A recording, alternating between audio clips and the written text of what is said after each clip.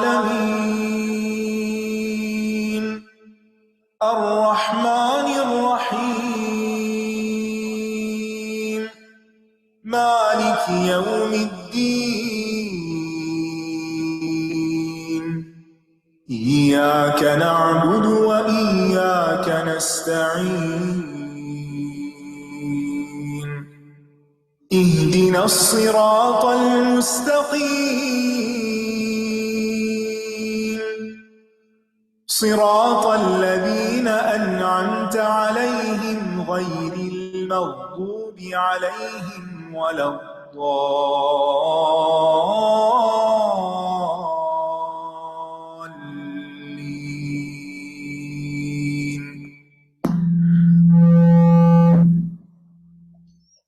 السلام علیکم ورحمۃ اللہ وبرکاتہ۔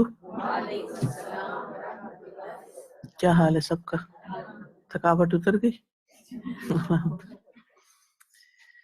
نحمده ونصلی علی رسولہ الکریم، اما بعد فاعوذ باللہ من الشیطان الرجیم، بسم اللہ الرحمن الرحیم، رب اشرح لی صدری ویسر لی امری واحلل عقدۃ من لسانی یفقہوا قولی۔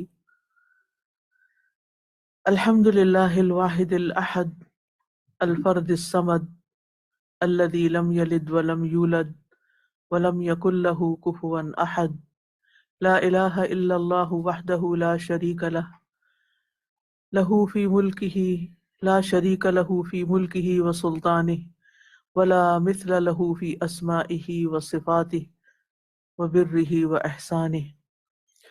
ہر قسم کی حمد اللہ کے لیے ہے جو واحد اور یکتا ہے، جو اکیلا اور بے نیاز ہے، جس نے نہ کسی کو جنم دیا اور نہ اس کو کسی نے جنم دیا، اور کوئی اس کی برابری کرنے والا نہیں ہے۔ اللہ کے سوا کوئی معبود برحق نہیں ہے، وہ اکیلا ہے، اس کی بادشاہت اور اس کی سلطنت میں کوئی اس کا شریک نہیں ہے، اور اس کے اسماء اور اس کی صفات میں اور اس کے احسانات میں کوئی اس کا ہم مثل نہیں ہے، کوئی اس کا ہم پلہ نہیں ہے۔ قل لئن اجتمعت الإنس والجن على أن يأتوا بمثل هذا القرآن لا يأتون بمثله ولو كان بعضهم لبعض ظهيرا۔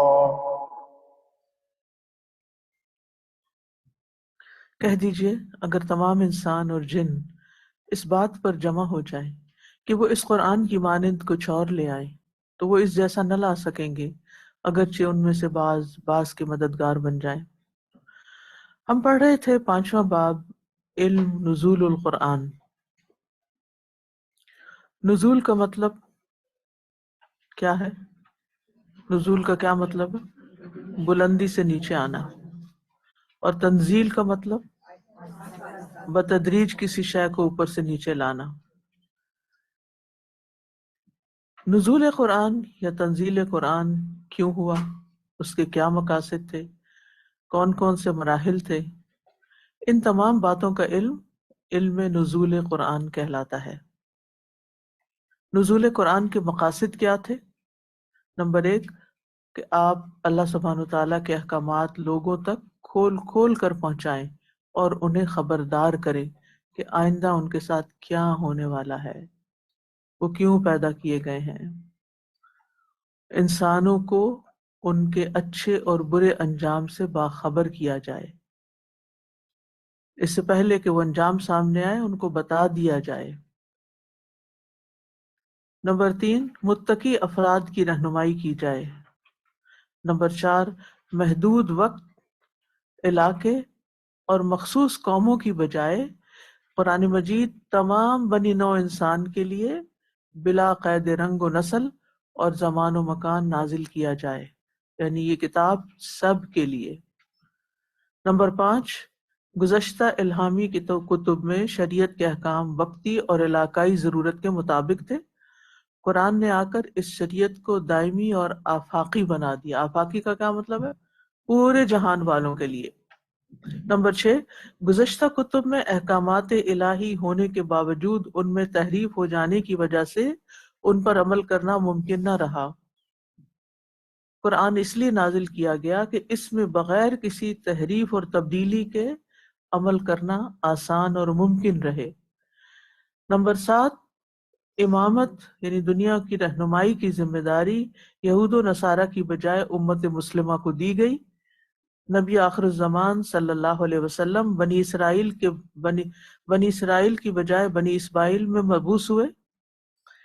امامت کی مکمل منتقلی کے لیے کتاب کی بھی ضرورت تھی، یعنی امامت منتقل ہوئی تو پھر کتاب بھی اسی کو ملی جس کے حصے امامت آئی۔ نمبر 8، نبی صلی اللہ علیہ وسلم آخری نبی ہیں جن کے بعد قیامت تک کوئی نبی نہیں آئے گا، اس لیے ایک ایسی کتاب بھی ضروری تھی جو قیامت تک کے لیے ہدایت اور رہنمائی کا کام دے۔ یہ تھے قرآن مجید کے نازل ہونے کے مقاصد، یعنی یہ تمام کام کرنے کے لیے قرآن آیا تھا۔ تو مختصر لفظوں میں یہ کہ تمام انسانیت کی رہنمائی کے لیے قیامت کے دن تک۔ نزول قرآن کے جہاں تک مراحل کا تعلق ہے تو اس کے بارے میں ہم نے مختلف آراء پڑھی تھی۔ بعض لوگوں کی رائے یہ ہے کہ قرآن ایک ہی رات میں نازل ہوا، بعض کہتے ہیں قرآن مکہ اور مدینہ میں کئی سالوں میں نازل ہوا۔ تو کیا یہ آراء ایک دوسرے سے مختلف ہیں یا مخالف ہیں ایک دوسرے کے، یا کیا ان میں سے ایک صحیح اور ایک غلط ہے، یا دونوں ہی باتیں غلط ہیں؟ تو ایسا نہیں ہے۔ اس مسئلے کے دو پہلو ہیں۔ پہلی بات یہ کہ اس پر تو سب کا اتفاق ہے، یعنی ایک بات پر تو سب کا اتفاق ہے اور ایک بات میں اختلاف پایا جاتا ہے۔ ایک پہلو اس کا کیا ہے کہ وہی حالات اور واقعات کے مطابق اتری ہے۔ اس پہ سب متفق ہیں کہ رسول اللہ صلی اللہ علیہ وسلم پر قرآن مجید یک بارگی نازل نہیں ہوا، بلکہ آپ پر گزرنے والے حالات اور واقعات کے مطابق بتدریج وحی آتی تھی، تھوڑی تھوڑی کر کے، جیسی جیسی ضرورت ہوتی۔ اور اس میں سب سے چھوٹی آیت جو وحی اتری وہ کیا تھی؟ غیر اولي الضرر، چھوٹے سے چند لفظ۔ پھر اسی طرح قرآن مجید میں آتا ہے وقال الذین کفروا لولا نزل علیہ القرآن جملۃ واحدہ کذالک لنثبت به فؤادک ورتلناہ ترتیلا۔ اور جن لوگوں نے کفر کیا وہ کہنے لگے اس رسول پر قرآن ایک ہی بار اکٹھا کیوں نہیں نازل کر دیا گیا، اسی طرح ہم نے اسے اتارا تاکہ اس کے ساتھ ہم آپ کا دل مضبوط کریں، اور ہم نے اسے خوب ٹھہر ٹھہر کر پڑھا۔ یہ آپ کی کتاب میں شاید نہ ہو یہ باتیں، میں آپ کو دوبارہ یہ بات سمجھا رہی ہوں کیونکہ اس میں تھوڑی سی بیچ میں گڑبڑ ہو گئی تھی، کنفیوژن سی آ گئی تھی، تو میں اس کو واضح کرنا چاہتی ہوں۔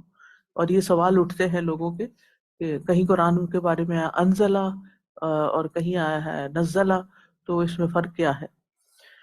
تو اس میں تو کوئی شک نہیں کہ قرآن تنزیل ہوئی ہے، قرآن کی تھوڑا تھوڑا کر کے ہی اترا ہے، اور اس کی دلیل کیا ہے کہ قرآن سورۃ الفرقان کی آیت نمبر 32 جس میں یہ آتا ہے کہ ہم نے، یعنی لوگوں کا اعتراض تھا کہ قرآن اکٹھا کیوں نہیں آ گیا، تو اس کا جواب یہ ہے کہ ہم حالات کے مطابق اتار کر آپ کے دل کو مضبوط کرنا چاہتے ہیں، اور ہم نے اسے خوب ٹھہر ٹھہر کے پڑھا ہے، یعنی تھوڑا تھوڑا کر کے دیا ہے تاکہ اس پوری طرح یاد بھی ہو جائے اور آگے بھی پہنچے۔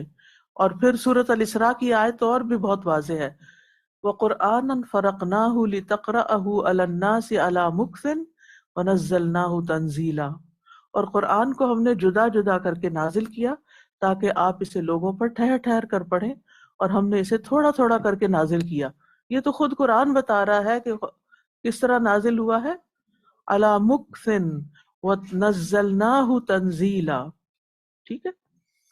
اور حدیث سے کیا دلیل ملتی ہے؟ وہ ہے واقعہ افک میں وحی کا منقطع ہو جانا، جس میں حضرت عائشہ رضی اللہ عنہا پر الزام لگایا گیا تھا، بہتان لگایا گیا تھا، اور نبی صلی اللہ علیہ وسلم قرآن کے نازل ہونے کا انتظار کر رہے تھے۔ تو اس کا کیا مطلب؟ اگر پہلے سے نازل ہوا ہوتا تو آپ اس میں سے پڑھ کے بتا دیتے، کیونکہ آپ کی اہلیہ پر جو الزام لگا تھا اس کی وجہ سے آپ بہت زیادہ تکلیف میں تھے اور آپ اس کا جواب چاہتے تھے۔ تو سورۃ نور میں آتا ہے ان الذین جاؤوا بالافک عصبۃ منکم لا تحسبوه شرا لکم بل هو شر لکم بل هو خیر لکم لکل امرئ منہم ما اکتسب من الاثم والذی تولی کبرہ منہم لہ عذاب عظیم. تو بالآخر یہ وحی آ گئی اور یہ سورۃ النور کی آیت نمبر 11 ہے. دوسرا پہلو یہ ہے کہ کیا قرآن لوح محفوظ سے آسمان دنیا پر پہلے نازل ہوا پھر زمین پر اتارا گیا، یا لوح محفوظ ہی سے زمین میں اتارا گیا؟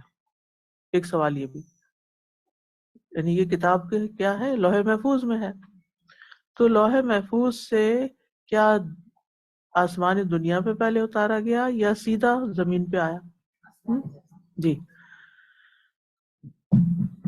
یعنی کیا یہ پہلے آسمان دنیا پر نازل ہوا اور پھر جدا جدا تھوڑا تھوڑا کر کے نازل ہوتا رہا، یا قرآن ایک ہی بار نازل ہوا یعنی آسمان دنیا کے بجائے ایک ہی بار سیدھا زمین پہ آیا اور واقعات کے مطابق بتدریج اترا؟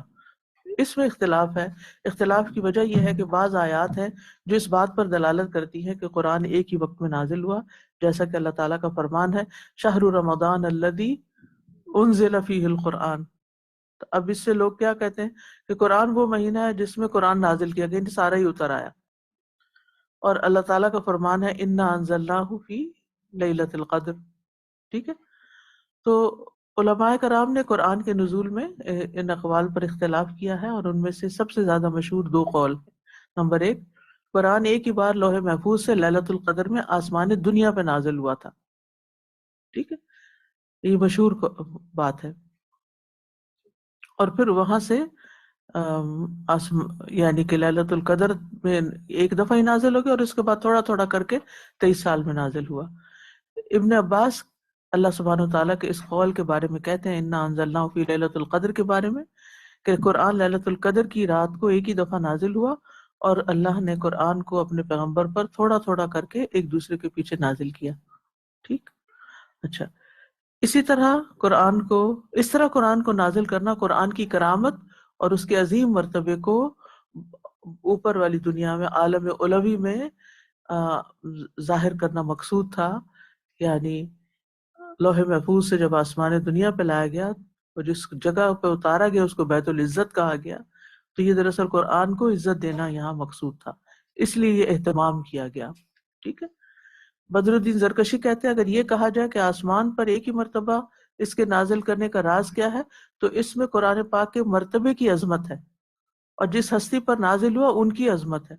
اور یہ اس طرح کہ ساتوں آسمانوں کے رہائشیوں کو یہ اعلان کیا گیا کہ یہ آسمانوں سے نازل کی جانے والی کتابوں میں سے آخری کتاب ہے اور خاتم المرسلین اور سب سے اشرف امت پر نازل کی گئی ہے.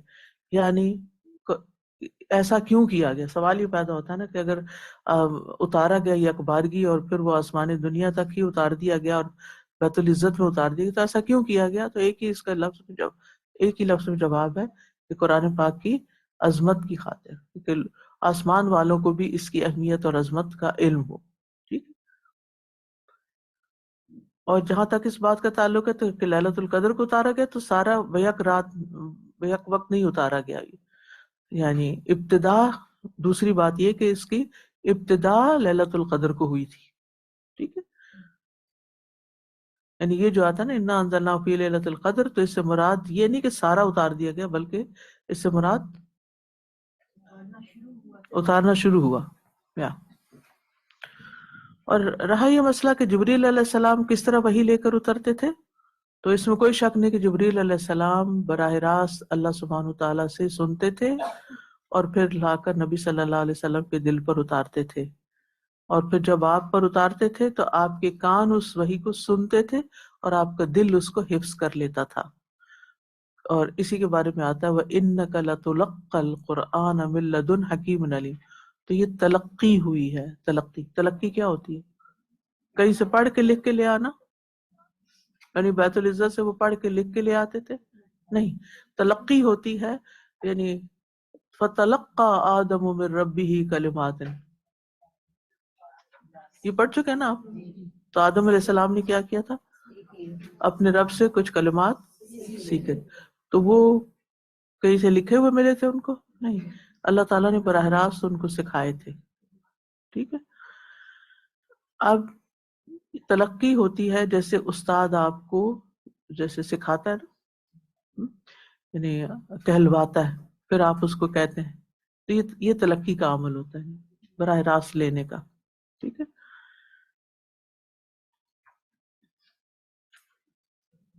اب جہاں تک جبریل علیہ السلام کے بیت العزت سے لینے کا تعلق ہے، تو اس کی کوئی ہمیں دلیل نہیں ملتی کہ انہوں نے وہاں سے اس کو لیا ہے.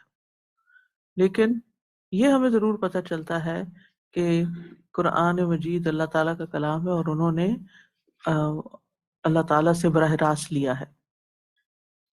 ابن تیمیہ کہتے ہیں قرآن کا لوح محفوظ میں لکھا ہونا اور فرشتوں کے ہاتھوں میں پاکیزہ صحیفوں میں لکھا ہونا اس بات کے مخالف نہیں کہ قرآن کو جبریل علیہ السلام اللہ کی طرف سے اتارتے ہیں. خواہ اللہ نے جبریل علیہ السلام کو اس قرآن کو دے کر بھیجنے سے پہلے اس کو لکھ دیا یا اس کے بعد لکھا ہو. اور جب اللہ تعالیٰ نے اس کو لکھا ہوا بیت العزت میں ایک ہی مرتبہ لیلۃ القدر میں اتارا، تو اس کو نازل کرنے سے پہلے یہ سارا لکھ دیا گیا تھا. اور جو یہ کہتے ہیں کہ جبریل لکھے ہوئے سے قرآن لاتے تھے اور اللہ سے نہیں سنتے تھے، تو یہ بات درست نہیں ہے. ٹھیک ہے. یعنی ساری بات کا خلاصہ یہ ہے کہ قرآن مجید، یعنی دو باتیں یاد رکھیں. ایک تو یہ کہ اگر انزلنا کا لفظ آتا ہے اور یکبارگی اتارنے کا معنی آتا ہے، تو اس سے مراد لوح محفوظ سے آسمانی دنیا پہ اتارنا میں. ٹھیک ہے. پھر دوسری بات کیا؟ تھوڑا تھوڑا کر کے ہم تک پہنچا. اور آغاز کب ہوا؟ لیلۃ القدر میں. اور جبریل علیہ السلام کیسے لائے؟ کلام سن کر کلام کیا اور آپ نے بھی آگے سنایا. ٹھیک. آگے چلتے ہیں صفحہ نمبر 116 سے.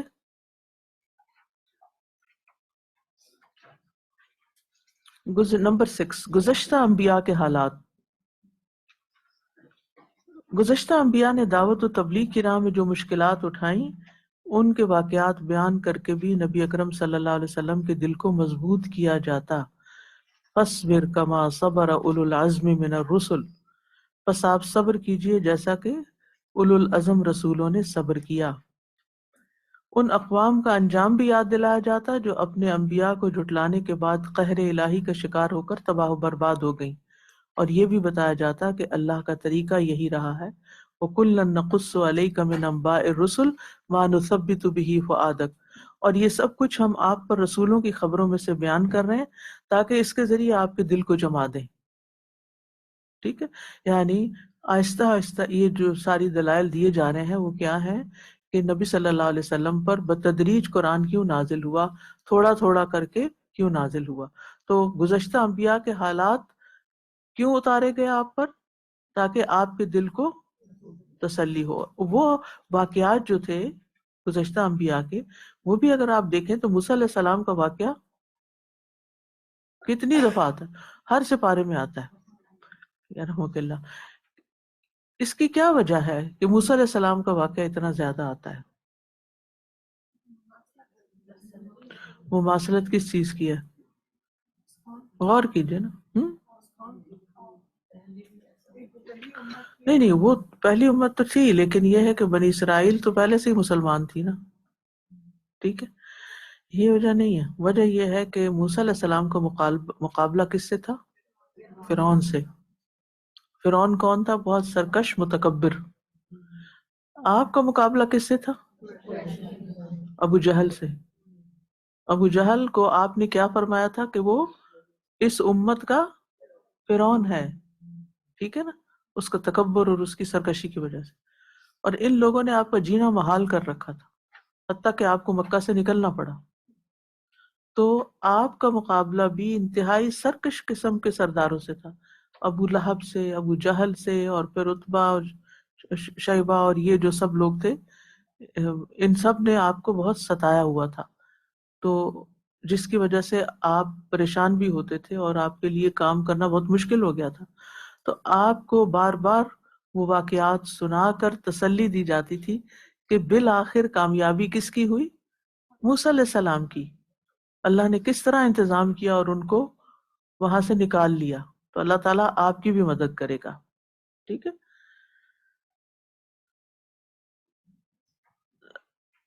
اور نمبر 7، حفظ قرآن پر قادر ہونا. قرآن کو آہستہ آہستہ بتدریج نازل کرنے کی ایک حکمت قرآن میں آسانی پیدا کرنا تھی، کیونکہ آپ امی تھے، ان لیٹرڈ تھے، اس لیے آپ صلی اللہ علیہ وسلم کے لیے یہ آسانی پیدا کر دی گئی کہ نزول قرآن بتدریج ہوا، تھوڑا تھوڑا کر کے، تاکہ اس کے حفظ اور فہم اور اس کی تعلیم اور تبلیغ میں آسانی ہو، اور مختلف اوقات میں نازل ہونے والے چھوٹے چھوٹے حصوں کو یاد کرنا بہت آسان ہو جائے۔ اگر سارا قرآن اکٹھا نازل کر دیا جاتا تو یقیناً اس کے حفظ میں دشواری ہوتی۔ اب اگر کوئی استاد اپنے شاگرد کو کہے یہ لو قرآن اور حفظ کر کے مجھے سنا دو، پھر کیا ہوتا ہے؟ نہیں ہوتا نا۔ لیکن جب استاد ایک ایک آیت، دو دو آیتیں، ایک ایک رکوع، دو دو رکوع، ایک ایک ربع، یعنی اس کو یہ جو اجزاء میں انشاءاللہ آگے اس کے بارے میں پڑھیں گے، اجزاء میں جو تقسیم کیا گیا ہے نا، تھوڑا ابھی آپ بھی تو اسی طرح پڑھتے ہیں نا، یعنی اس کی جو مختلف تقسیمات ہیں، سپارے ہیں، صورتیں ہیں، آیات ہیں، تو پھر رکوع ہیں، پھر ربع اور نصف، اور اس میں تقسیم کیا گیا، یہ سب کس لیے؟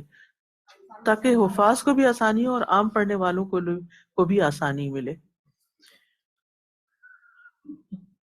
قرآن مجید میں سورۃ القیامہ میں آتا ہے لا تحرک به لسانک لتعجل به ان علینا جمعہ وقرآنہ، آپ اس قرآن کے ساتھ اپنی زبان کو حرکت نہ دیجیے تاکہ آپ اس کو جلدی یاد کر سکیں، بے شک آپ کے سینے میں اس کا جمع کرنا اور اس کا پڑھوانا ہمارے ہی ذمہ ہے۔ سنقرئک فلا تنسیٰ، ان قریب ہم آپ کو پڑھا دیں گے پھر آپ نہیں بھولیں گے۔ بعض علماء کے ہاں اطمینان قلب سے مراد آپ کے سینے میں قرآن کو محفوظ کر دینا ہے، لنثبت بہ فؤادک، ٹھیک ہے، اس سے مراد آپ کے سینے میں اس کو جما دینا ہے، کیونکہ آپ امی ہونے کے باعث لکھنے پڑھنے سے واقف نہ تھے، اس لیے قرآن کو تدریجاً نازل کیا گیا تاکہ دل میں بٹھانے کے بعد اس پر عمل اور دعوت دینا آسان ہو جائے، دعوت عمل دونوں آسان ہو جائیں۔ محدث ابن فورق لکھتے ہیں تورات بیک وقت اس لیے اتاری گئی کہ موسیٰ علیہ السلام پڑھے لکھے تھے، ٹھیک ہے، اور قرآن کو تدریجی طور پر غیر مکتوب یعنی نہ لکھی ہوئی شکل میں اس لیے نازل کیا گیا کہ آپ امی تھے، یہ ایک اور وجہ بتائی گئی، ٹھیک ہے، یعنی آپ کو ایز ایک بک کے طور پر نہیں دیا گیا قرآن، بلکہ آپ کو یاد کروایا گیا۔ جی ہاں، تورات چھوٹی بھی ہو گئی۔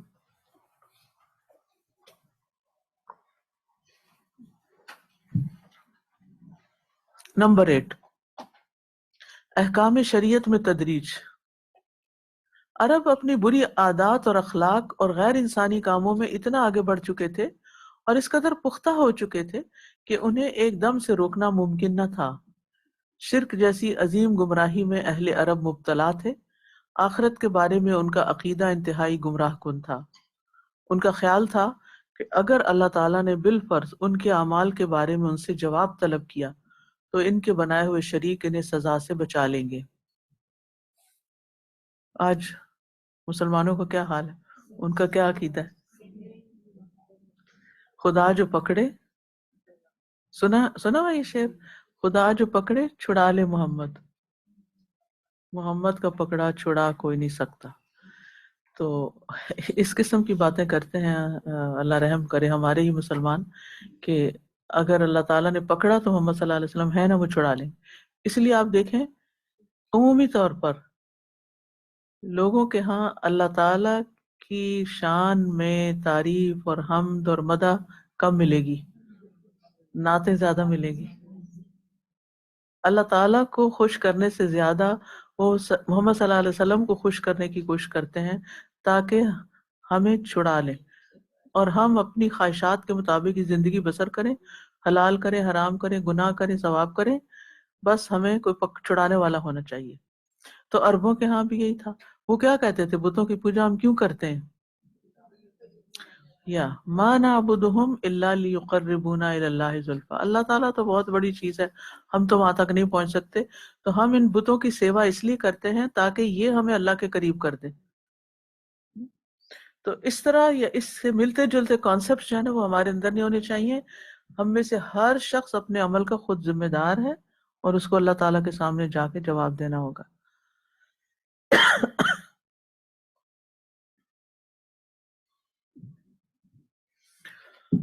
تو انہیں ان کا خیال تھا اہل عرب کا کہ اگر اللہ تعالیٰ نے بالفرض ان کے اعمال کے بارے میں ان سے جواب طلب کیا تو ان کے بنائے ہوئے شریک انہیں سزا سے بچا لیں گے.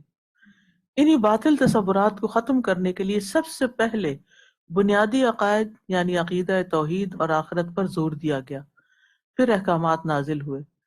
اس حکمت کا اندازہ ام المومنین سیدہ عائشہ رضی اللہ عنہا کے اس ارشاد سے ہوتا ہے. سب سے پہلے کیا ارشاد ہے حضرت عائشہ کا؟ سب سے پہلے جنت و جہنم کی آیات نازل ہوئی. انورٹڈ کامز میں کر لینا تاکہ آپ کو پتہ چلے کہ یہ بات اوپر سے الگ ہے. جب لوگ اسلام میں داخل ہوئے تو حلال و حرام کے مسائل اور احکام نازل ہوئے. اگر پہلے ہی یہ حکم نازل کر دیا جاتا کہ شراب نہ پیو تو لوگ کہتے ہم شراب کبھی نہیں چھوڑیں گے، کیونکہ لوگوں کے نفسیات ہیں جس چیز سے روکے وہ زیادہ کرتے ہیں. اور اگر حکم ہوتا زنا نہ کرو تو کہتے ہم زنا ترک نہیں، ہم سے زنا نہیں ترک ہو سکتا. علامہ مکی بن ابی طالب قیسی کہتے ہیں اگر قرآن بیک وقت نازل ہوتا تو اس میں بہت سے احکام اور مناہی کہتے ہیں وہ چیزیں جن سے روکا جاتا ہے، جس کا بہت سے احکام و مناہی ہوتے جس کا نتیجہ یہ ہوتا کہ لوگ اس سے نفرت کرنے لگتے. کیونکہ ڈوز اینڈ ڈونٹس اگر ہر وقت کسی کو یہ بتایا جائے یہ کرو یہ نہ کرو، اور ان کو یہ سارا قرآن پڑھ کے پتہ چل جاتا اکٹھے کہ یہ اتنا کچھ ہمیں چھوڑنا ہے، تو وہ پھر کیا کرتے؟ بھاگ جاتے. اثر بھی نہیں ہوتا. بالکل. تو اس لیے ہر چیز اپنے وقت پر آتی ہے نا تھوڑی تھوڑی، تو پھر جذب ہوتی جاتی ہے، انسان پریپیئر ہوتا جاتا ہے اس کے لیے کہ اس پر عمل کر سکے اور اس کو لے سکے. جی ایک منٹ مائک لے لیجیے تاکہ سب کو سنائی دے. ابھی ریسنٹلی یہ جو یوکرین کا وہاں کا واقعہ ہوا ہے کہ وہ مسلمانوں کے انڈر تھا، پہلے آٹومنز وہاں سے تھے، پھر جب ورلڈ وار 2 کے بعد وہاں آٹومن امپائر ختم ہوئی تو وہاں پہ کیونکہ یہودی بھی تھے اور کرسچنس بھی تھے، تو وہ ایک میٹنگ ہوئی اور انہوں نے بیٹھ کے ڈیسائیڈ کیا کہ ہم کون سا مذہب رکھیں، کیونکہ آٹومنس کا تو مسلمانوں کا تھا. تو اس وقت انہوں نے یہ کہا کہ نہیں ہم شراب نہیں چھوڑ سکتے، تو پھر ہم اسلام کو نہیں رکھیں گے. تو اس وقت انہوں نے پھر کرسچینٹی کو ڈیسائیڈ کیا. یہ باقاعدہ بتایا گیا ابھی جب سے وار جی یہ میں شروع نے بھی ہوئی ہے. پڑھا ہوا کہیں کہ کسی اسکالر کو شاید بلایا گیا اور اس سے پوچھا گیا کہ اگر ہم مسلمان ہو جائیں تو پھر ہمیں کیا کیا کرنا ہوگا. تو ان کا شراب چھوڑنی ہوگی، زنا چھوڑنا ہوگا، یہ چھوڑنا ہوگا، وہ چھوڑنا. تو انہوں نے کہا کہ یہ تو ہم نہیں چھوڑ سکتے. تو ہونا تو کیا چاہیے تھا کہ سب سے پہلے تو اللہ پر ایمان، کہ آپ کو اللہ پر ایمان لانا ہوگا، اللہ تعالیٰ کی یعنی کہ ایمان سے بات شروع کی. اس لیے آج بھی جب کوئی ماں مجھ سے یہ سوال کرتی ہے نا کہ بچوں کو اس معاشرے کی خرابیوں سے کیسے بچائیں، تو کہتے ہیں ان کا ایمان مضبوط کریں، ان کے دل میں اللہ کی محبت ڈالیں، دین کی اہمیت، آخرت کی فکر ڈالیں. جب یہ پڑ جائے گی تو باقی چیزیں خود بخود اپنی جگہ پہ آ جائیں گی، چھوڑنے والی چھٹ جائیں گی، کرنے والی کر لیں گے. لیکن اگر ایمان ہی مضبوط نہیں ہے نا، نہ اللہ کی عظمت ہے دل میں اور نہ آخرت کی فکر ہے دل میں، تو پھر آپ 10 باتیں بتائیں ان کو، یہ کرو وہ کرو وہ کرو، سب اوپر سے گزر جائیں گی. تو طریقہ ہی یہی ہے. تو سب سے پہلے نبی صلی اللہ علیہ وسلم نے مکہ میں 13 سال کیا کیا؟ عقائد کو مضبوط کیا، اور 2 عقائد خاص طور پر، عقیدہ توحید اور آخرت. اور آج بھی یہی کرنے کا کام ہے، اور جہاں بھی شروع کریں یہی کریں، لوگوں کو سب سے پہلے اس کے بارے میں بتائیں. چھوٹتے ہی ان کو یہ نہ کرو کسی کو دیکھ لیا کچھ پہنا ہوا ہے یہ حرام ہے یہ اتار دو، وہ فلاں کر دو فلاں، ان چیزوں سے شروع نہ کریں، یہ تو خود ہی اتار دیں گے. آگے آپ دیکھیں گے شراب کیسے چھوڑ دی تھی لوگوں نے، بتدریج سے احکامات نازل ہوئے شراب کی حرمت کے، ایک دم نہیں، کیونکہ اگر ایک دم کہا جاتا تو چھوڑ ہی نہیں سکتے تھے، مشکل ہوتا ہے. اچھا ہم اپنے بچوں سے کیا ایکسپیکٹ کرتے ہیں؟ آج میں نے کوئی بات بتائی نا، کل وہ ضروری کر لیں، اور اگر نہیں کی تو یہ تو سنتے ہی نہیں اور فرسٹریشن کا شکار ہو جاتے ہیں. جی خود تو بالکل خود اپنے اوپر تو لیتے نہیں، اپنے آپ کو تو ڈیل دیتے ہیں، اور دوسروں سے یہ توقعات رکھتے ہیں کہ فوراً ہی کر لیں. بذریعہ وہی ایک حکم آتا، جب لوگ اس حکم پر عمل کرنے کے لیے تیار ہو جاتے تو پھر دوسرا حکم نازل کر دیا جاتا. اسے تدریج کہتے ہیں، یعنی ایک کر لیا پھر نیکسٹ، یعنی بیبی سٹیپ سے شروع کر کے 1 by 1. تدریج کی مثال، احکام شریعت میں تدریج کی سب سے اہم مثال شراب کی حرمت ہے جو 3 مراحل میں ہوئی. لیکن ان سے قبل غیر محسوس طریقے سے شراب سے متنفر کرنے کی کوشش کی گئی، یعنی پہلے دل میں اس کی خرابی ڈالی گئی۔ فرمایا وَمِن ثمرات النخیل والآناب تتخذون منہ سکرا ورزقا حسنا، اور کھجور اور انگور کے درختوں کے پھلوں سے تم شراب بنا لیتے ہو اور عمدہ روزی بھی۔ اب کمپیریزن دے دیا گیا کہ ایک طرف تم اچھی غذا بھی اس کو غذا کے طور پہ استعمال کرتے ہو، اور دوسری طرف تم اس سے شراب بھی بنا لیتے ہو، تو کیا بہتر ہے؟ اب انسان یعنی عقل کو اپروچ کیا گیا، ابھی حکم نہیں سنایا گیا، ابھی پہلے یہ بتایا گیا کہ ان دونوں میں سے فائدہ مند کیا ہے۔ اور ابھی آپ دیکھیں کہ شراب پینے والے ہوں یا نہ پینے والے ہوں یا اس کی حرمت بتانے والے ہوں، سبھی کا اس پہ اتفاق ہے کہ شراب کو زیادہ فائدے کی چیز نہیں ہے، اس کے نقصان زیادہ ہی ہیں۔ سب سے پہلا مرحلہ، پہلے ارشاد ہوا یسألونک عن الخمر والمیسر قل فیہما اثم کبیر ومنافع للناس واثمہما اکبر من نفعہما۔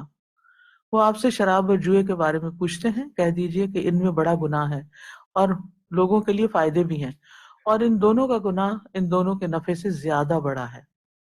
اب یہاں پھر ان کو ایک عقلی بات کی گئی کہ ذرا خود سوچو، ٹھیک ہے کچھ فائدے ہیں لیکن نقصان زیادہ ہے۔ اب کوئی بھی عقل مند انسان کسی ایسے کاروبار میں ہاتھ نہیں ڈالے گا جس میں نقصان زیادہ ہو اور نفع کم ہو۔ اگر کسی کو کہنا یہ بزنس شروع کر لو لیکن اس میں فائدہ کم ہوگا نقصان زیادہ ہوگا، تو کوئی شروع کرے گا؟ وہ نہیں کرے گا۔ تو اسی طرح اس بات کو بھی سمجھایا گیا کہ سمجھنے والے سمجھ جائیں۔ دوسرے مرحلے میں جزوی حرمت بیان ہوئی، یعنی پارشلی ارشاد ہوا یا ایھا الذین آمنوا لا تقربوا الصلاۃ وانتم سکارى حتی تعلموا ما تقولون، اے لوگو جو ایمان لائے ہو جب تم نشے کی حالت میں ہو تو نماز کے قریب مت جاؤ یہاں تک کہ تم وہ جاننے لگ جاؤ جو تم کہتے ہو۔ اب یہ ہے کہ مسلمانوں کے ہاں اس دور کے مسلمانوں کے ہاں نماز کی بہت اہمیت تھی، وہ ہر چیز پر اسے فوقیت دیتے تھے۔ اب جب انہیں یہ پتہ چلا کہ اچھا نشے میں نماز نہیں ہوتی، تو پھر ان کو کیا ہوا کہ پھر نشہ چھوڑ دیں، تو بہت سے لوگ تو یہیں سے اس کو چھوڑنا شروع ہو گئے۔ تیسرا اور آخری مرحلہ، سب سے آخری مرحلے میں قطعی حرمت کے ضمن میں ارشاد ہوا یا ایھا الذین آمنوا انما الخمر والمیسر والانصاب والازلام رجس من عمل الشیطان فاجتنبوہ لعلکم تفلحون، اے لوگو جو ایمان لائے ہو بے شک شراب اور جوا اور بت اور پانس سے گندگی ہیں۔ اب آپ دیکھیے کہ شراب کو کس کے برابر کر دیا؟ بتوں کے اور پانسوں کے اور خمر اور میسر کے، اور ساتھ ہی بتا دیے شیطان کے اعمال ہیں، لہذا ان سے بچو تو تاکہ تم فلاح پاؤ۔ گویا کہ جہاں وحی رسول اللہ صلی اللہ علیہ وسلم کے حالات کے مطابق بتدریج نازل ہوتی رہی، وہاں وہی مسلمانوں کے حالات کے ساتھ بھی ہم آہنگ رہی، اور اس طرح اس کی پوشیدہ حکمتیں ظاہر ہوئیں، اور اسی طرح تدریج کو کسی قوم یا افراد کی تربیت کے لیے ایک آفاقی اصول مان لیا گیا۔ یعنی وہی جو ہے تھوڑی تھوڑی کر کے آئی تاکہ حالات کے مطابق اس پر عمل ہوتا رہے اور اس کی حکمت بھی پتہ چلتی رہے، اور پھر یہ ایک آفاقی اصول یعنی یونیورسل لا ہے کہ جو بھی چیز شروع کی جائے اس کو گریجولی شروع کیا جائے، ایک دم نہیں۔ اب دیکھیں آپ ایکسرسائز شروع کرتے ہیں تو کیا کرتے ہیں پہلے؟ اگر وہ نہ کریں اور ایک دم تیز سے شروع کر دیں تو کیا ہوگا؟ جی اسی طرح کوئی دوا شروع کرائی جاتی ہے تو وہ بھی تھوڑی تھوڑی پھر اس کی ڈوز بڑھا دی جاتی ہے۔ پھر بہت ساری چیزوں میں اب رات کیسے دن میں تبدیل ہوتی ہے؟ گریجولی، دن رات میں گریجولی، ایک دم لائٹ آف آن نہیں کی جاتی۔ دنیا کی تعلیم میں بھی یہی اصول رکھا جاتا ہے، دنیا کی تعلیم میں بھی بچوں کو کیا پڑھایا جاتا ہے، پھر جب وہ بڑے ہو جاتے پھر کیا پڑھایا جاتا ہے، تو یہ ایک اصول ہے، ایک طریقہ ہے، ٹھیک ہے۔ ایڈکشن کو تھوڑا کر کے۔ نمبر 9، رسول اکرم صلی اللہ علیہ وسلم پر رحمت اور شفقت۔ قرآن کا تدریجی نزول اللہ تعالیٰ کی طرف سے رسول اکرم صلی اللہ علیہ وسلم پر خاص رحمت اور شفقت کی علامت ہے، کیونکہ اگر ایک دم سب کچھ بتا دیا جاتا کہ یہ چیزیں حلال ہیں اور یہ حرام، اور قوم سے یہ کام کروانے ہیں، فلاں وقت آپ کو یہ مشکلات پیش آئیں گی، یہ سوالات آپ سے پوچھے جائیں گے وغیرہ وغیرہ، آپ خود مشکل میں پڑ جاتے. لہٰذا قرآن کو تدریجاً نازل کیا گیا تاکہ آپ پر رحمت و شفقت ہو. اچھا، یہی چیز ہمیں اگر کسی سے کوئی کام کروانا ہے اس کے ساتھ بھی یہی کریں. مثلا آپ کسی کو انسٹرکشن دے رہے ہیں، پہلے ایک کام بتائیں، جب اس کو سمجھ آ جائے پھر دوسرا بتائیں. بعض اوقات ہم مدرس اگر بچوں کو کوئی کام دینا نا، اچھا دیکھو میں گھر سے جا رہی ہوں، میرے آنے تک تم نے یہ بھی کرنا، یہ بھی کرنا، یہ بھی کرنا، یہ بھی کرنا، ایک لمبی لسٹ بتا دیتے. کچھ بھی نہیں ہوا ہوتا. کیونکہ ہمارے مائنڈ میں تو وہ کھچڑی پکی ہوئی ہوتی ہے، مگر دوسرا ابھی نہیں لے پاتا نا، ابھی گرم ہے بہت. تو ہم سمجھتے ہیں کہ یا بعض اوقات ہماری جو ذہنی صلاحیت ہوتی ہے وہ کچھ اور ہوتی ہے اور بچوں کی کچھ اور ہوتی ہے، سامنے والے کی کچھ اور ہوتی ہے. تو اس کا لحاظ رکھنا بے حد ضروری ہے. اور قرآن سے ایک بہت حکمت کی سیکھنے والی بات یہی ہے کہ گریجولی چلیں ہر چیز کے اندر.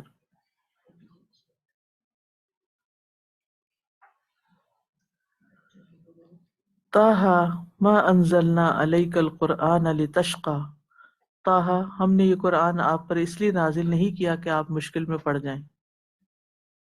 یعنی نبی صلی اللہ علیہ وسلم کو مشقت میں نہیں ڈالا گیا کہ وہ آپ سے ہو ہی نہ. اور جب کسی کو بھی یہ پتا ہوتا ہے نا اتنے سارے کام کرنے ہیں تو پھر انسان کی ہمت کم ہونے لگتی ہے. آسیہ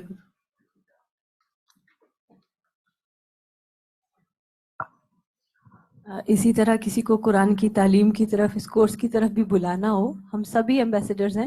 کوئی اگر پوچھے تو اس کو پھر ساری ڈیٹیل، یہ نہیں کہ اتنے ٹیسٹ ہوتے ہیں، اتنے ہفتے بعد یہ اسائنمنٹ ہوتی ہے، یہ سب، تو وہ پہلے ہی ڈر جاتے ہیں، وہ کہتے ہیں نہیں نہیں ہم نے کورس نہیں کرنا، ہم نے ہم رجسٹر نہیں نہیں کر سکتے یہ سب. بالکل بتانے کی بات یہ ہے نا کہ اگر آپ قرآن کی مجلس میں جب آ کے بیٹھے ہیں، ان کو کہیں آپ آئیں، ایز اے لسنر آ جائیں، کچھ عرصہ آ کے سنیں، انوائٹ کریں. بیٹھیں، فیل کریں. بالکل. اور پھر آہستہ آہستہ جب واقعی ان کو احساس ہوگا یہ کتنی اہم چیز ہے تو شاید آہستہ آہستہ اسٹیپ آگے بڑھا لیں. لیکن بہت سارے لوگوں نے ایکچولی یہ رپورٹ کیا، ہمیں تو آتی رہتی ہے فیڈ بیک، کہ جیسے اسٹوڈنٹس جب شروع میں بات کرتے ہیں باہر تو وہ پھر یہ کہتے ہیں کہ اپنی نہیں، مشکلات کا زیادہ ذکر کرتے ہیں. ایگزیکٹلی.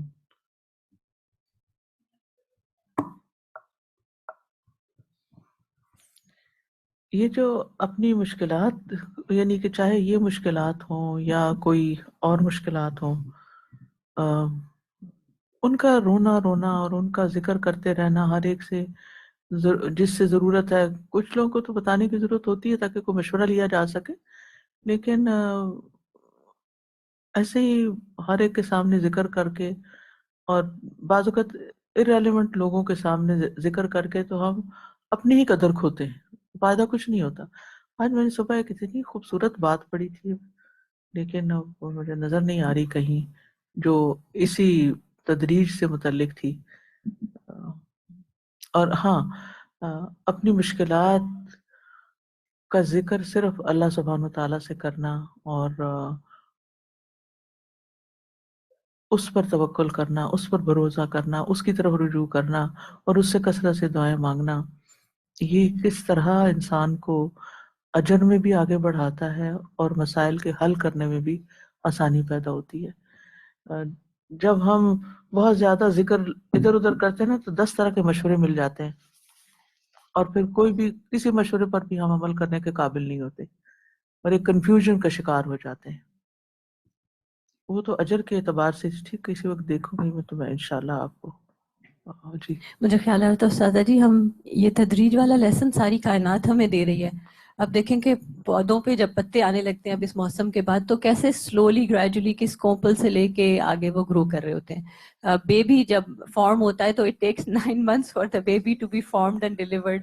بعض اوقات کچھ چیزوں میں ہوتا ہے کہ بس جلدی سے یہ ہو جائے، فوراً ہو جائے. تو اللہ تعالیٰ چاہتے تو ہم سب انسانوں کو آدم علیہ السلام کی طرح پیدا کر کے زمین پہ اتار دیتے، لیکن جو یہاں آنے کا سلسلہ ایک رکھا گیا تو اس میں بھی کیسی کیسی حکمتیں تھی.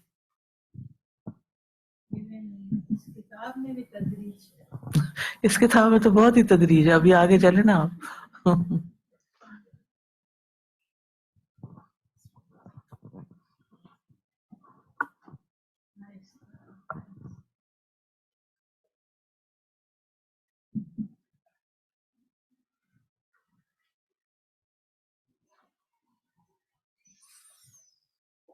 چلیے انشاءاللہ کہیں سے مجھے مل گیا تو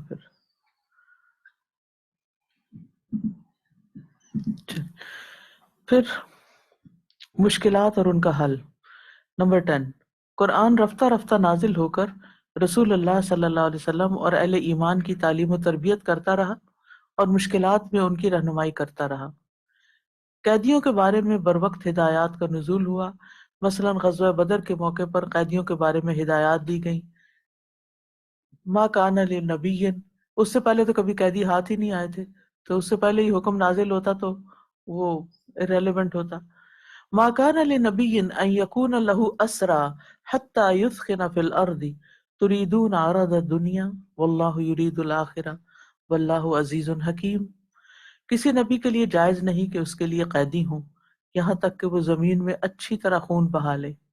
تم دنیا کی زندگی کا سامان چاہتے ہو اور اللہ آخرت چاہتا ہے، اور اللہ بہت زبردست خوب حکمت والا ہے. پھر کثرت تعداد پر فخر کے وقت تنبیہ. غزوہ حنین کے موقع پر مسلمانوں کو اپنی کثرت تعداد پر بہت فخر تھا اور ان کا خیال تھا کہ وہ طاقت اور تعداد کے بلبوتے پر فتح حاصل کر لیں گے، لیکن انہیں وقتی شکست کا سامنا کرنا پڑا. اس پر اللہ تعالیٰ فرماتے ہیں لَقَدْ نَصَرَكُمُ اللَّهُ فِي مَوَاطِنَ كَثِيرَةٍ وَيَوْمَ حُنَيْنٍ إِذْ أَعْجَبَتْكُمْ كَثْرَتُكُمْ فَلَمْ تُغْنِ عَنْكُمْ شَيْئًا وَضَاقَتْ عَلَيْكُمُ الْأَرْضُ بِمَا رَحُبَتْ ثُمَّ وَلَّيْتُمْ مُدْبِرِينَ. یقیناً اللہ نے بہت سے مقامات پر تمہاری مدد کی تھی، اور حنین کے دن بھی جب تمہیں اپنی کثرت پر بہت ناز تھا تو اس نے تمہیں کچھ بھی فائدہ نہ دیا، اور زمین باوجود کشادگی کے تم پر تنگ ہو گئی تھی، پھر تم پیٹ پھیر کر لوٹ گئے. یعنی جب کوئی خاص سچویشن آئی تو اسی وقت اس کے متعلق رہنمائی دے دی گئی کہ یہ کام تم نے ٹھیک کیا اور یہ نہیں ٹھیک کیا. چور کے متعلق بر وقت رہنمائی. عہد نبی میں ایک منافق نے زرہ چوری کر کے ایک یہودی کے گھر چھپا دی اور اس پر چوری کا الزام لگا دیا، یعنی یہودی پہ چوری کا الزام لگا دیا. قریب تھا کہ نبی اکرم صلی اللہ علیہ وسلم یہودی کے خلاف فیصلہ دے دیتے، لیکن بر وقت اللہ تعالیٰ نے آپ کی رہنمائی کی اور حقیقت حال سے آگاہ کر دیا. یہ آپ واقعہ پڑھ چکے ہیں نا سورۃ النساء میں. وَلَوْلَا فَضْلُ اللَّهِ عَلَيْكَ وَرَحْمَتُهُ لَهَمَّتْ طَائِفَةٌ مِّنْهُمْ أَن يُضِلُّوكَ وَمَا يُضِلُّونَ إِلَّا أَنفُسَهُمْ وَمَا يَضُرُّونَكَ مِنْ شَيْءٍ وَأَنزَلَ اللَّهُ عَلَيْكَ الْكِتَابَ وَالْحِكْمَةَ وَعَلَّمَكَ مَا لَمْ تَكُنْ تَعْلَمُ وَكَانَ فَضْلُ اللَّهِ عَلَيْكَ عَظِيمًا. اے نبی، اگر آپ پر اللہ کا فضل اور رحمت نہ ہوتی تو ان میں سے ایک گروہ نے آپ کو گمراہ کرنے کا ارادہ کر لیا تھا. اب وہ سچویشن پیش آئی، اس کے متعلق آپ کو رہنمائی دے دی گئی، حالانکہ وہ اپنے آپ کو گمراہ کر رہے تھے اور وہ آپ کو کچھ بھی نقصان نہ پہنچا سکتے تھے. اللہ نے آپ پر کتاب اور حکمت نازل کی اور آپ کو وہ سکھایا جو آپ جانتے نہ تھے، اور آپ پر اللہ کا بہت بڑا فضل ہے. اب یہ جو علم آپ پڑھ رہے ہیں اس کے مطابق جب آپ قرآن مجید کو پڑھیں گے تو آپ کو غور و فکر اور تدبر کا موقع ملے گا کہ اچھا یہ آیت اس طرح کیوں نازل ہوئی، یہ واقعہ اس موقع پہ کیوں نازل ہوا، اس کی کیا حکمت تھی. تو قرآن مجید کے نزول کی حکمتیں معلوم کرنا جو ہے یہ ایک دلچسپ عمل ہوتا ہے. اس سے اور زیادہ انسان کے اندر ایک شرح صدر آتا ہے اور خوشی پیدا ہوتی ہے. نبی صلی اللہ علیہ وسلم کو دنیاوی معاملات میں بر وقت تنبیہ بھی کی گئی. نبی اکرم صلی اللہ علیہ وسلم بہترین صفات کے حامل ہونے کے باوجود ایک انسان بھی تھے. کچھ دنیاوی معاملات میں آپ سے غلطی ہونے کا امکان بہرحال موجود تھا. آپ صلی اللہ علیہ وسلم کے اعلیٰ اور عرفہ مقام کی وجہ سے چھوٹے چھوٹے قصور کو بھی نظر انداز نہیں کیا جا سکتا تھا، لہٰذا فوراً آپ کو تنبیہ کر دی جاتی. مثلا نبی اکرم صلی اللہ علیہ وسلم نے اپنے اوپر شہد کو حرام کر لیا تھا، جس پر اللہ تعالیٰ نے یہ آیت نازل کی یا ایھا النبی لم تحرم ما احل اللہ لک. اے نبی، آپ نے وہ حرام کیوں کیا جو اللہ نے آپ کے لیے حلال کیا تھا. اب اگر یہ آیت پورا قرآن کٹھا دے دیا جاتا اور اس میں یہ صورت ہوتی اور آپ کو پتہ نہ ہو، آپ سمجھتے میں نے کیا حرام کیا ہے، یا پھر سوچتے رہتے پتہ نہیں کیا ہو جائے گا اور اس کے بارے میں مجھے یہ تنبیہ کی جائے گی. تو مطلب کتنی واضح دلائل ہے نا یہ ساری چیزیں کہ قرآن ایک دم نہیں آیا بلکہ وقت کے ساتھ ساتھ. اچھا وہاں تو یہ سب ہوا ہی تھا، کیا آپ کو محسوس نہیں ہوتا کہ جو مسائل آپ کی زندگی میں چل رہے ہوتے ہیں وہی آیات آ جاتی ہیں؟ وہ ایسے لگتا ہے جیسے پہلے سے کوئی پلاننگ کی گئی ہے. وہی مسئلہ وہی مسئلہ یعنی وہ اسی طرح کی آیات آ جاتی ہیں، ان سے وہی رہنمائی مل جاتی. تو یہ قیامت تک کے لیے ایک رہنما کتاب ہے، اور اسی لیے تھوڑا تھوڑا کر کے پڑھنا ضروری ہے. ایک دم سے پورا ختم کر دینا یا اسی لیے 3 دن سے کم میں پڑھنے کی تلاوت کی بھی اجازت نہیں ہے. اور یہ جو شبینے اور ایک رات میں ختم کر کے پھر فارغ ہو کے بیٹھ جاتے ہیں، ابھی مجھے سمجھ نہیں آتی ایک رات میں ختم کیوں کرنا ہے، کس بات کی جلدی ہے. ایک دفعہ نبی اکرم صلی اللہ ایک اور واقعہ ہے کہ ایک دفعہ نبی اکرم صلی اللہ علیہ وسلم سرداران قریش کو اسلام کی دعوت دے رہے تھے. صحابی ام مکتوم رضی اللہ عنہ تشریف لائے جو نابینا تھے.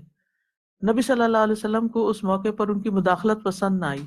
اس پر اللہ تعالیٰ نے فرمایا عبس وتولی ان جاءہ الاعمی، وہ ناراض ہوا اور اس نے منہ موڑا کہ اس کے پاس ایک اندھا آیا، نابینا آیا. پھر سوالات کے بروقت جوابات آپ کو ملتے تھے. کفار و یہود نبی اکرم صلی اللہ علیہ وسلم کی رسالت کے سچا ہونے کا امتحان لینے کی غرض سے آپ سے وقتاً فوقتاً سوالات پوچھتے رہتے تھے، جن کا تعلق کبھی ماضی، کبھی حال اور کبھی مستقبل سے ہوتا تھا، جن کا جواب دینا وحی کے بغیر ممکن نہیں تھا. مثلاً انہوں نے سوال کیا روح کے بارے میں بتائیے وہ کیا ہے. چند نوجوانوں کا کیا ہوا جو کچھ عرصے کے لیے گم ہو گئے تھے. وہ کون تھا جو زمین کے مشرق و مغرب میں پہنچ گیا. خاندان یعقوب کس طرح مصر پہنچا. یعنی یہ اس طرح کے امتحان لیتے تھے نبی صلی اللہ علیہ وسلم سے کہ پتہ چلے کہ واقعی آپ سچے نبی ہیں. ان کا جواب مختلف صورتوں میں دے دیا گیا. یہ قصے بنی اسرائیل کی تاریخ سے متعلق تھے، عربوں کی تاریخ کے نہیں تھے، اور عربوں میں غیر معروف تھے، عربوں کو پتہ ہی نہیں تھا ان واقعات کا. ان قصوں کا انتخاب اس لیے کیا گیا کہ واضح ہو جائے کہ نبی صلی اللہ علیہ وسلم کے پاس کوئی غیبی ذریعہ علم ہے یا نہیں. اس لیے سورۃ یوسف اور کہف نازل ہوئی. لوگ آپ کے پاس آ کر موجودات اور مشاہدات سے متعلق سوال کرتے، جن کا جواب سوال ذکر کر کے دیا جاتا. یسألونک عن الخمر والمیسر، آپ سے شراب اور جوئے کے بارے میں پوچھتے ہیں. یسألونک ماذا ینفقون، آپ سے سوال کرتے ہیں کیا خرچ کریں. ویسألونک عن المحیض، آپ سے حیض کے بارے میں پوچھتے ہیں. یسألونک عن الشہر الحرام قتال فیہ، آپ سے حرام مہینے کے بارے میں پوچھتے ہیں کہ اس میں جنگ کرنا کیسا ہے. یسألونک عن الاہلہ، آپ سے چاندوں کے بارے میں پوچھتے ہیں کہ گھٹتا بڑھتا کیوں ہے. تو یہ جتنے بھی کس طرح کے سوال تھے یہ تو اس وقت پیش آئے تھے نا. اچھا اب آپ سوچ رہے ہو کہ اللہ تعالیٰ نے وہ سب پہلے سے ہی تیار کر کے کیسے رکھ لیا تھا قرآن کو. یہ نازل تو بعد میں ہوئے، حالات تو بعد میں پیش آئے، کیونکہ اللہ تعالیٰ کا علم کامل ہے. اللہ تعالیٰ کا علم کانا وما یکون، جو ہو چکا اور جو ہوگا سب ہے، سب کا پتہ ہے. اس لیے کہ یہ پیش آئے گا اور اس کا یہ جواب ہوگا، سب تیاری تھی. پھر قریش کے مکر و فریب سے آگاہ کرنا. وہی میں مسلمانوں کو آگاہ کیا جاتا کہ کفار کے مکر و فریب سے ہوشیار رہیں اور اپنا بچاؤ بھی کرتے رہیں. اہل کتاب یا لادین لوگ جو اسلام، قرآن اور رسول اللہ صلی اللہ علیہ وسلم کے بارے میں اپنے مکر و فریب اور شبہات کے جال پھیلاتے تھے، ان سے بھی آگاہ کیا جاتا اور ان کی تردید بھی اس عرصے میں ہو جاتی. مشکل کا فوری حل بھی وہی نازل کر کے پیش کر دیا جاتا. مثلا زہار اور لعان وغیرہ کے بارے میں احکامات ایسے ہی نازل ہوئے. زہار کا حکم کا اچھا آپ نے تو پورا قرآن نہیں پڑھا، جنہوں نے پڑھ لیا وہ بتائیں کہاں ہے کس صورت میں. مجادلہ میں، ٹھیک ہے. اور لعان سورۃ نور میں. جی. پھر آیات کے نزول کی مقدار. مختلف حالات اور واقعات کے پیش نظر کبھی پوری صورت نازل ہوئی، کبھی چند آیات، اور کبھی آیات کا بھی کچھ حصہ نازل ہوا، جنہیں علماء نے اس طرح تقسیم کیا: آیات، قصار صورتیں، طوال صورتیں. قصار چھوٹی صورتیں، طوال طول لمبی صورتیں. حسب ضرورت کبھی 5 یا اس سے زیادہ آیات نازل ہوتی. ایک وقت میں مکمل نازل ہونے والی صورتوں میں سورۃ الضحیٰ، الکوثر، الفلق، الاخلاص، الفاتحہ وغیرہ شامل ہیں. ان چھوٹی قصار صورتوں کے علاوہ بڑی طوال صورتوں میں سے سورۃ الانعام ایک ہی وقت میں بغیر کسی وقفے کے نازل ہوئی. متفرق آیات میں سورت علق کی پہلی 5 آیات، سورت نور کی 10 آیات اور سورت مومنون کی پہلی 11 آیات ایک دفعہ میں نازل ہوئیں۔ بعض اوقات ایک آیت کا نزول ہوا، مثلا وَإِنْ خِفْتُمْ عَيْلَةً فَسَوْفَ يُغْنِيكُمُ اللَّهُ مِنْ فَضْلِهِ، اگر تمہیں مفلسی کا ڈر ہے تو اللہ نے چاہا تو اپنے فضل سے تمہیں دولت مند کرے گا۔ بعض اوقات ایک آیت کا کچھ حصہ بھی نازل ہوا، مثلا صرف من الفجر کے الفاظ آیت میں بعد میں نازل ہوئے، وَكُلُوا وَاشْرَبُوا حَتَّى يَتَبَيَّنَ لَكُم من الخيط الأبيض من الخيط الأسود من الفجر، تو پہلے صرف يَتَبَيَّنَ لَكُم یعنی الخیط الابیض من الخیط الاسود تک نازل ہوا، پھر من الفجر کے الفاظ کا اضافہ کیا گیا، کیونکہ لوگوں کو اس اتنی بات تک سمجھ نہیں آ رہی تھی کہ سفید دھاری سے سیاہ دھاری الگ ہو تو اس کا مطلب کیا ہے۔ فجر کے وقت یعنی آسمان پہ روشنی نظر آ جائے۔ پھر اسی طرح لا يستوي القاعدون من المؤمنین غیر اولی الضرر والمجاہدون فی سبیل اللہ باموالہم وانفسہم، تو اس آیت میں غیر اولی الضرر کا حصہ بعد میں ایڈ ہوا۔ پھر آخری آیات کون سی تھی، اس بارے میں کوئی حتمی بات نہیں کی جا سکتی، کیونکہ علماء نے جو کچھ بھی اس سلسلے میں کہا یا لکھا ہے یہ سب ان کے اپنے اپنے علم کی بنا پر ہے۔ آخری آیت کون سی تھی، ان میں سے کوئی قول بھی رسول اللہ صلی اللہ علیہ وسلم سے مرفوعاً ثابت نہیں۔ اس کا کیا مطلب ہے مرفوعاً ثابت نہیں؟ یعنی خود آپ نے فرما کے نہیں بتایا ہمیں، رفع کا مطلب تو اوپر لے جانا، یعنی نبی صلی اللہ علیہ وسلم تک بات نہیں پہنچی ہوئی، بلکہ ہر ایک کی ایک اجتہادی کوشش ہے۔ یا ابن عربی کا کہنا ہے کہ یہ بھی احتمال ہے کہ روز وفات اس نے نبی کریم صلی اللہ علیہ وسلم سے وہی آیت سنی ہو جسے وہ آخری کہہ رہا ہے، یعنی نازل پہلے ہوئی تھی لیکن آپ اس کو پڑھ رہے تھے آخر میں، تو سننے والے نے کیا سنا اور اس کو نہیں پتا ہوگا تو اس نے سوچا یہ آخری ہے۔ یا جو آیات آپ پر نازل ہوئی انہیں آپ نے تلاوت فرمایا ہو،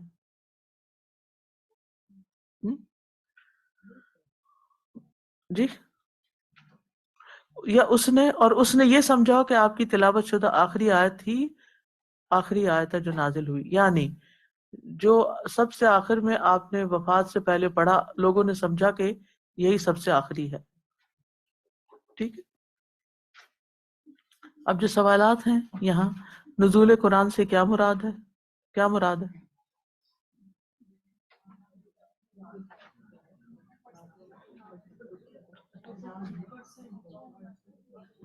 کیوں کنفیوز ہو رہے ہیں؟ ابھی آج ہی دوبارہ میں نے دہرایا آپ کے سامنے،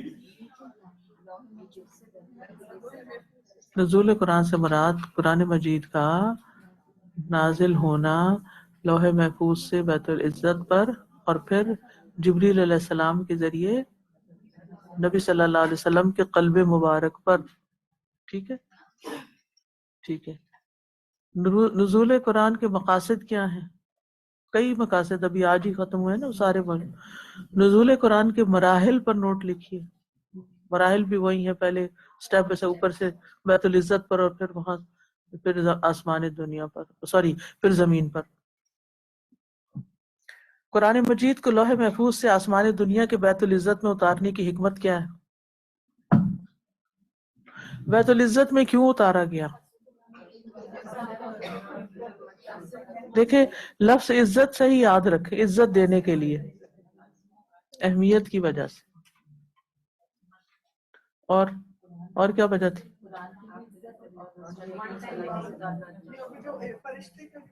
جی جی، یعنی کہ فرشتوں کو بھی بتایا جائے کہ انسانوں کے لیے یہ اتنی اہم کتاب اتاری جا رہی ہے۔ قرآن مجید کے مرحلہ وار یعنی بتدریج نازل ہونے کی حکمت اور اس کے نتائج اور فوائد پر روشنی ڈالیں، مرحلہ وار تھوڑا تھوڑا کر کے۔ اس میں بھی وہی بات ہے جو اوپر مراحل پر نوٹ لکھی ہوئی آئی ہوئی۔ قلب رسول کو ثابت اور مطمئن رکھنے کی متعدد صورتیں بیان کیجیے، انبیاء کے واقعات، مخالفین کے جو اعتراضات تھے ان کے جوابات، جی سوالات کے جوابات، بالکل۔ ان قرآنی آیات کو ایک جگہ لکھیں جو بیت العزت میں نزول قرآن کے بارے میں گفتگو کرتی ہیں، اور ان کی تفسیر کو تفسیر ابن کثیر سے پڑھیے۔ بیت العزت کے بارے میں ڈائریکٹ کوئی آیت نہیں ہے، قرآن مجید میں نہیں ہے کوئی آیت، لیکن آہستہ آہستہ اترنے کے بارے میں ہے، جو کہ نیچے نمبر 2 میں ہے.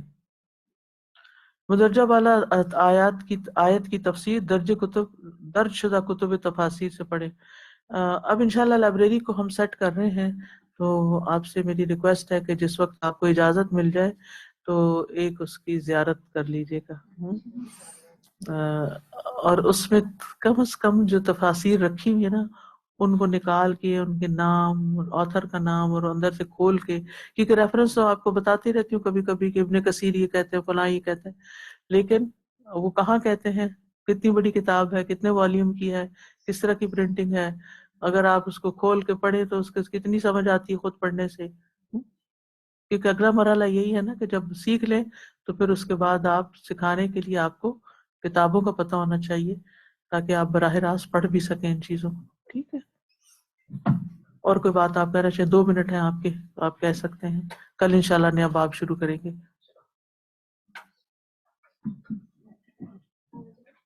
جی جی ضرور فرمائیے.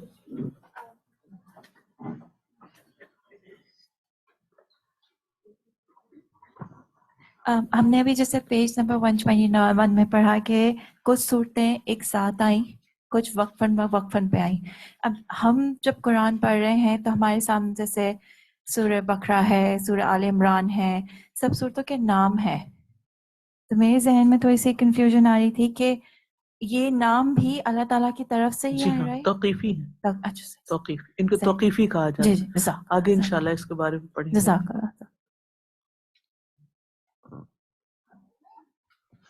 کیونکہ جب جیسے سورۃ البقرہ تو کئی مرحلوں میں نازل ہوئی ہے نا، تو اب جو آیتیں چند ایک نازل ہوتی تو آپ جو لکھنے والا ہوتا تھا اس کو بتاتے تھے کہ یہ فلاں سورت کی فلاں آیت کے بعد ان کو لکھا جائے. ترتیب بھی اللہ کی طرف سے.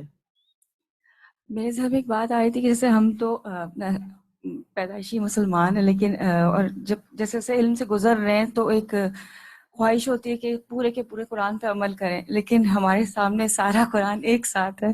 تو کیا نزول کے اعتبار سے استفادہ حاصل کرنے میں فائدہ، مطلب اس میں کوئی حکمت مل سکتی ہے، یا پھر تفسیر ہمیں میں یہ چیز آ جاتی ہے جب تفسیر پڑھتے ہیں نا کہ یہ اس دور میں نازل ہوئی، یہ اس موقع پہ نازل ہوئی، یہ پہلے نازل ہوئی، یہ بعد میں نازل ہوئی. جیسے ابھی شراب کے بارے میں آیتوں کا بتایا، جی تو جہاں جہاں ضرورت ہوتی ہے وہ چیز مفسرین نے لکھی ہوئی ہے. صحیح.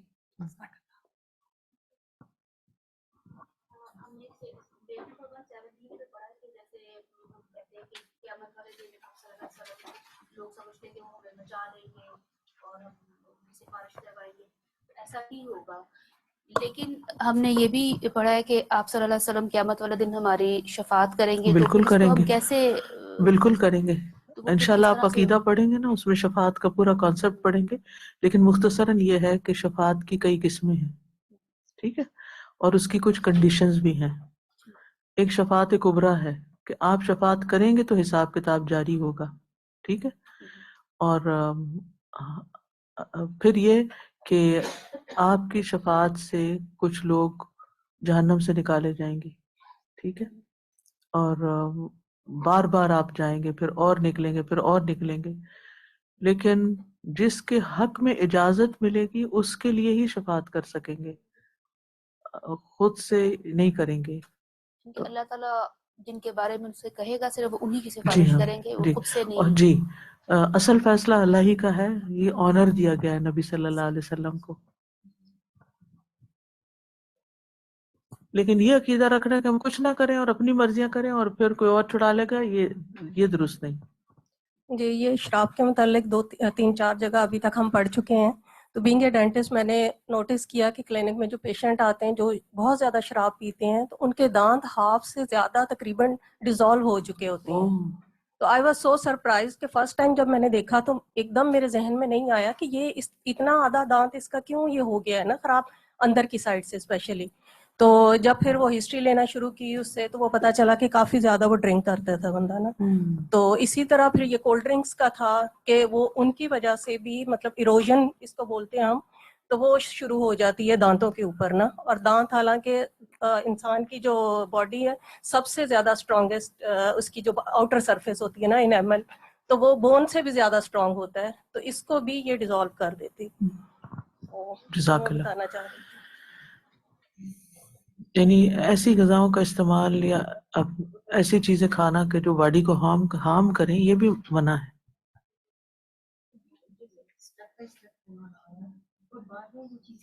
مائک دیجیے ان کو.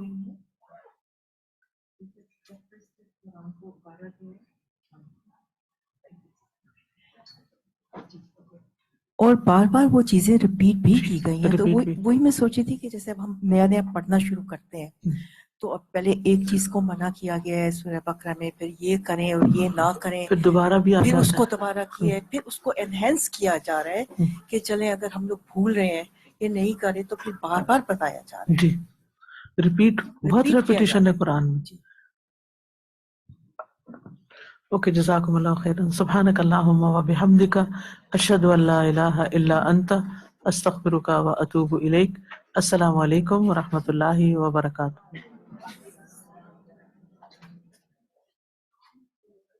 يا أيها الناس قد جاءكم